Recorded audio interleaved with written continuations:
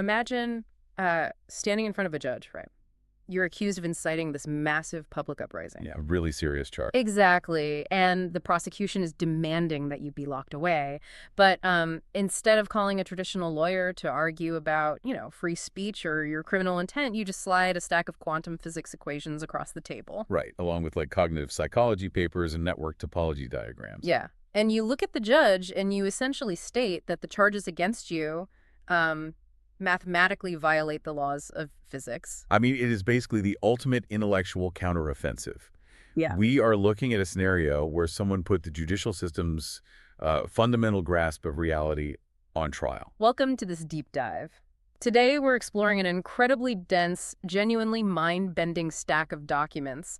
It's detailing the case of Dr. Chen Jingyuan. He was charged with picking quarrels and provoking trouble for allegedly disrupting public order. And his supposed weapon of mass disruption was just a single retweet on X. So, our mission for you today is to unpack this totally unprecedented defense in blood petition from prison. It's where Dr. Chen used complex systems science to just completely dismantle the legal framework being used against him. But, before we go any further, there's an essential piece of housekeeping we need to cover. Oh, yeah, definitely. The sources we're analyzing today involve politically sensitive content regarding, well, the nature of that original retweet and the administrative charges brought against Dr. Chen. So we want to be crystal clear with you, the listener. We are absolutely not taking a side here. Right. Nor are we endorsing any political viewpoints expressed in the original post, or by the authorities for that matter. Our focus is entirely impartial. We're just here to report on the mechanics of this fascinating scientific and philosophical defense strategy. Exactly. We're sticking strictly to the science, the psychology, and the math. And to understand the defense, we really first have to understand the core conflict here. Yeah, the baseline of the whole situation. Right. Because the legal system was operating on this deeply ingrained, centuries-old mental model of causality. Think of it like dominoes. Oh, yeah, linear causality. Right. You push the first domino, it hits the second, and then the judge just points at you as the singular cause of the final collapse. But Dr. Chen, he was operating in the reality of modern digital networks, where cause and effect are nonlinear, they're hyper-complex, and they completely defy those old Newtonian rules. So the court is looking at this completely inert digital action. I mean, literally one retweet from a minor account and hallucinating a massive threat to public order. It's wild. It is. And to understand how a judicial brain arrives at that level of absolute certainty without any empirical evidence, we actually have to examine the mechanics of cognitive processing. Okay, let's unpack this. Why did they see it as such a huge threat? Well, the sources analyze the court's behavior through the lens of cognitive psychology, specifically what Daniel Kahneman termed System 1 thinking. Right, System 1, which is fascinating when you think about it because we expect judges to be the ultimate practitioners of slow, methodical reasoning, that System 2 logic. You'd think so, yeah. But the defense documents argue the court was trapped in pure heuristic bias.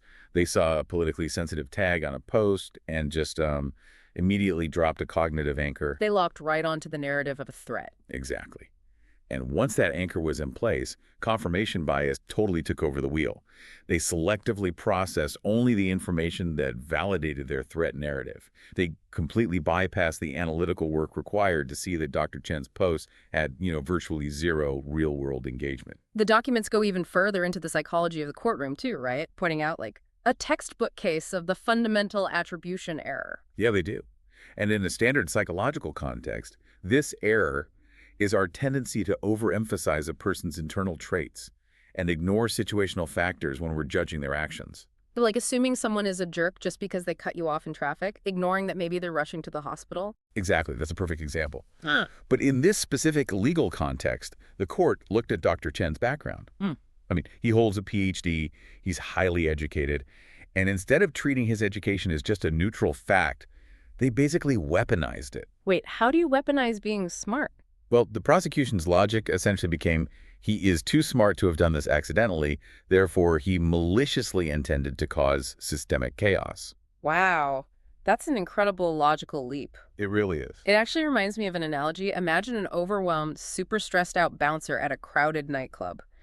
and he gets a vague tip about trouble in the club. Okay. Instead of actually monitoring the room, he decides to just blanket ban anyone wearing a red hat. He completely ignores whether the guy in the red hat is actually throwing punches or just, standing quietly in the corner looking at his phone. Right, because his brain is taking shortcuts. Exactly. The bouncer isn't analyzing the complex environment. He's just reacting to a superficial label. Yeah, and Dr. Chen juxtaposed that reactive processing from the court with his own cognitive approach, which was rooted heavily in System 2 analytical thinking. The slow, deliberate kind. Right. He argued that he possessed a really high degree of metacognition. That's thinking about thinking, right? Exactly, the active monitoring of one's own thought processes. He didn't just stand up and declare his innocence. He brought in philosophical and mathematical frameworks to literally demonstrate his mindset to them. Yeah, the sources mentioned he cited Plato's cave and Gödel's incompleteness theorem, Yeah. which is kind of mind-blowing. I mean, I follow the general idea of Plato's cave realizing you're just looking at shadows on a wall, not true reality. Right. But pulling in Gödel's incompleteness theorem is just a wild move. That theorem proves there are limits to provability in formal mathematical logic. How on earth did he apply a theorem about the boundaries of mathematics to a retweet? Well, he used it to establish the concept of epistemic fallibility. See, Gödel mathematically proved that any sufficiently complex logical system will contain truths that cannot be proven within the system itself. Like you can never have a complete, perfectly closed system of absolute certainty. Oh, I see.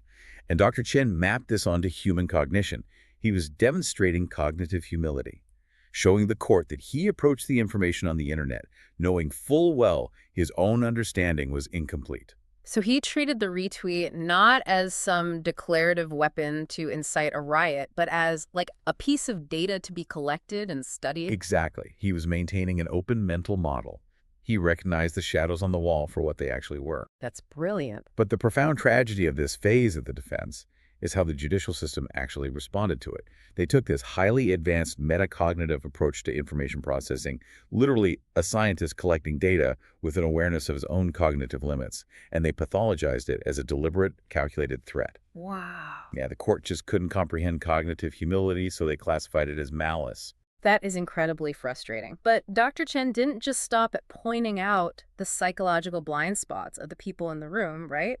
He pivoted from internal bias to external reality. He did. He moved straight into computer science to argue that the legal definition of order that the court was trying to enforce was physically impossible on the internet. Yeah, this is where the epistemological strike really begins. Dr. Chen introduced the CAP theorem, formulated by Eric Brewer. I know this from database engineering. Right. In distributed computing systems, like a global social network, the CAP theorem states you have three primary guarantees: consistency, availability, and partition tolerance.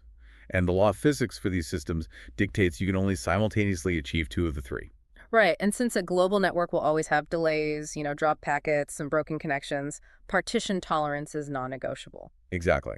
The system has to survive partial network failures. So that leaves engineers choosing between consistency, where every single user sees the exact same data at the same millisecond, or availability, where the system is always responsive even if the data isn't perfectly synced. And platforms like X are engineered heavily toward availability. They prioritize letting you scroll and post continuously. The physical trade-off there is sacrificing absolute consistency. Like, your timeline might show a post that my timeline won't see for another 10 minutes. So it's slightly messy by design. Exactly.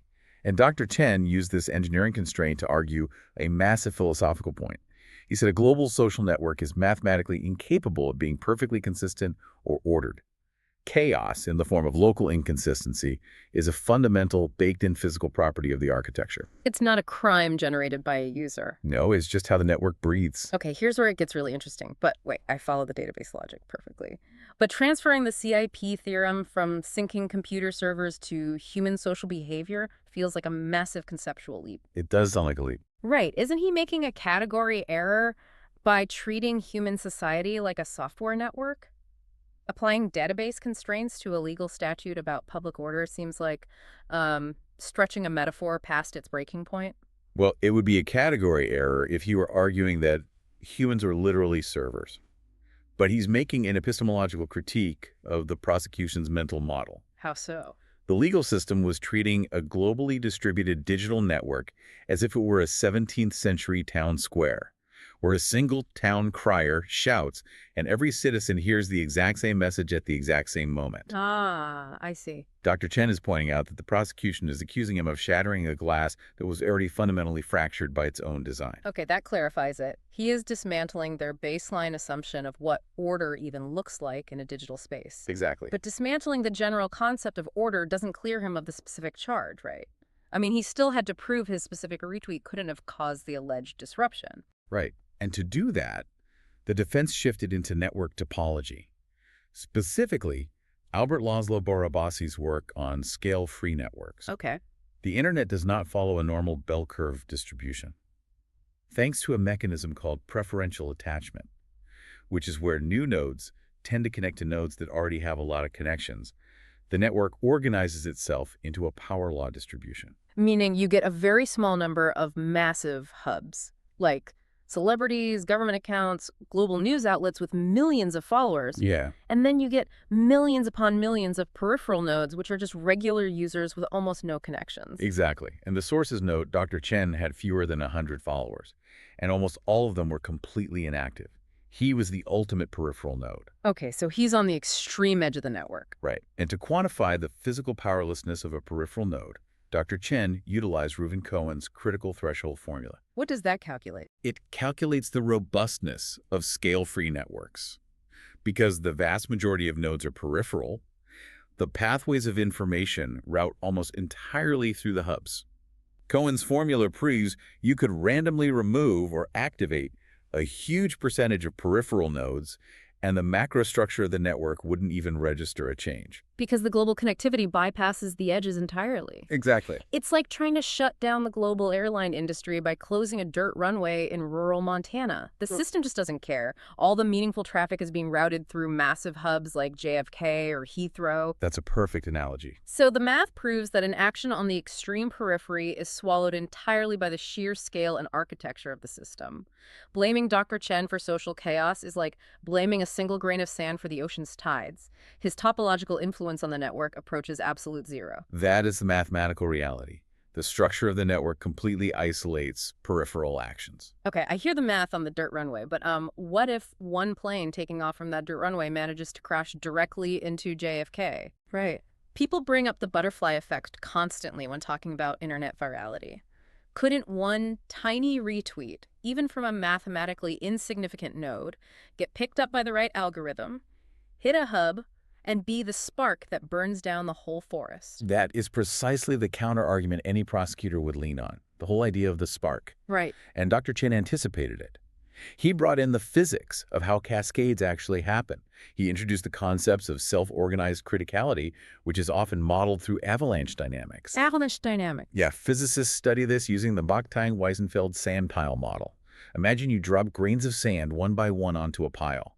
For a long time, nothing happens. The pile just absorbs the energy. Okay. But eventually, the pile reaches a critical state, and one single grain triggers a massive system-wide avalanche. So Dr. Chen had to prove his retweet wasn't that final grain of sand. How do you mathematically prove that for a social media post? By using the Galton-Watson branching process. This is a mathematical model originally designed to track family name extinction, but it's used today to model information cascades in epidemiology. Oh, like tracking how a virus spreads. Exactly. The crucial variable in this model is the mean offspring number. It's denoted mathematically as M. In epidemiology, you'd recognize a similar concept as R0. Right. It measures the average number of new secondary events generated by a single initial event.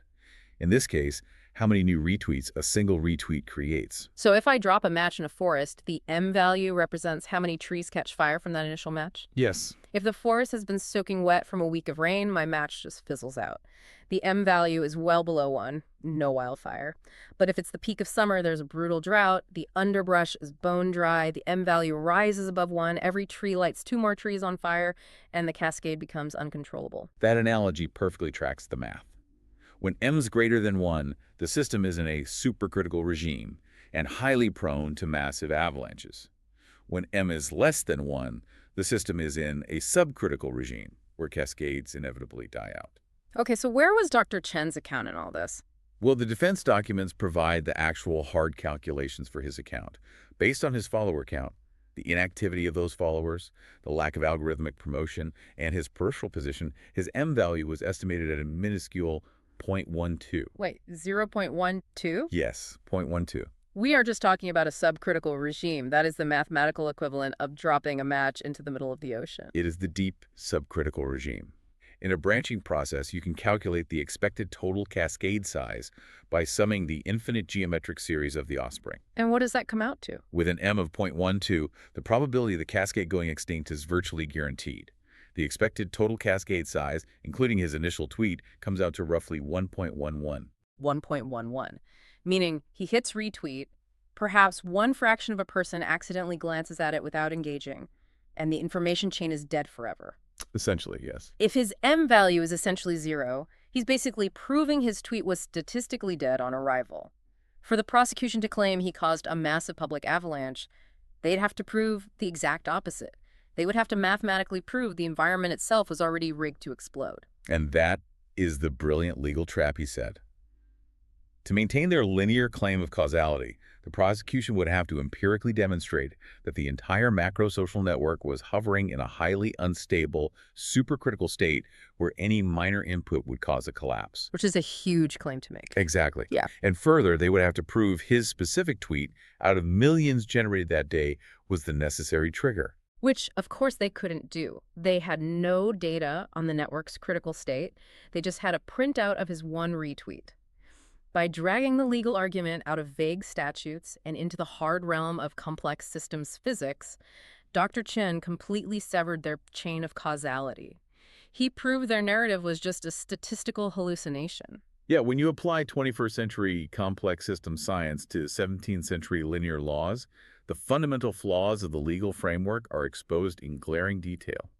So, what does this all mean for the case? Well, the sources note that the legal system completely inverted the burden of proof. Because they lacked the empirical tools or the data to prove his tweet caused an effect, they basically demanded Dr. Chen prove a negative. They wanted him to definitively prove his action didn't cause an invisible disruption somewhere in the network, which is an impossible scientific standard. You can't prove a negative. So by ignoring the avalanche math, ignoring the network topology, and leaning into their own cognitive biases, the legal framework is revealed to be running on semantic weapons. Words like serious disruption or chaos aren't being used as measurable objective facts. They are just labels applied retroactively to justify a feeling of threat. That reliance on subjective labels over objective mechanics is the absolute hallmark of a system failing to adapt to a complex environment. Yeah. But, Dr. Chen saved his most devastating scientific argument for his final point. We established earlier, using Barabasi's scale-free network topology, that peripheral nodes cannot cause systemic collapse. The architecture literally prevents it. Right, the dirt runway in Montana can't ground the global airline fleet. Exactly. But the mathematics of scale-free networks also dictate that there are nodes with the capacity to trigger a true system-destroying avalanche. The hubs. The central, highly connected nodes that process massive amounts of information and dictate the flow of the entire system. And Dr. Chen mapped this back onto society. Okay. He argued that the judicial and administrative authorities themselves are the massive hub nodes of the social architecture. They possess the ultimate connectivity, the institutional power, and the foundational trust of the network. Oh, wow. The implication there is massive. He's taking the entire structure of the prosecution and flipping it completely on its head. He really is.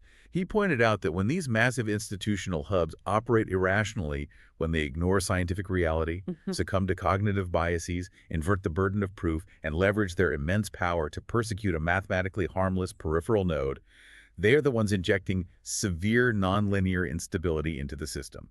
They aren't preventing the avalanche. Their actions are the gasoline in the forest. Yes. By breaking the logical rules of the system they are supposed to protect, the hubs become the actual source of the chaos. It is a profound philosophical indictment, anchored entirely in physics. He demonstrated that the very institutions tasked with maintaining the structural integrity of the system were acting as the greatest threat to its survival. What an absolute journey through these documents. I mean, we started by looking at how the System 1 heuristics and fundamental attribution errors of judges create a hallucinated reality. Yep. Then we explored the CAP theorem to show how absolute consistency in a distributed network is an engineering impossibility. Right. We walked through the Galton-Watson branching math to prove that a peripheral node in a deep subcritical regime simply cannot trigger an avalanche. Dr. Chen's defense is just so much more than a legal brief. It reads as a vital historical document mapping the collision between institutional power running on outdated linear logic and the unyielding realities of modern network science. It forces a necessary evolution. As the systems we inhabit become infinitely more complex, the tools we use to evaluate truth, causality, and justice just have to upgrade. Relying on outdated models guarantees that the system will inevitably punish the innocent for the natural physical properties of the environment itself. As we wrap up this deep dive, I want you to sit with a final thought to mull over. Dr. Chen mathematically proved that the true existential risk to a complex network never originates from the harmless noise at the extreme edges. It comes from the massive, powerful hubs at the center. As you look at the complex systems operating in your own life, the algorithms shaping your digital feeds, the corporate structures you navigate, the governance you live under, ask yourself a question. Are you spending too much of your time worrying about the falling dominoes at the very edges of the table while completely ignoring the immense instability being engineered by the people who built the table in the first place?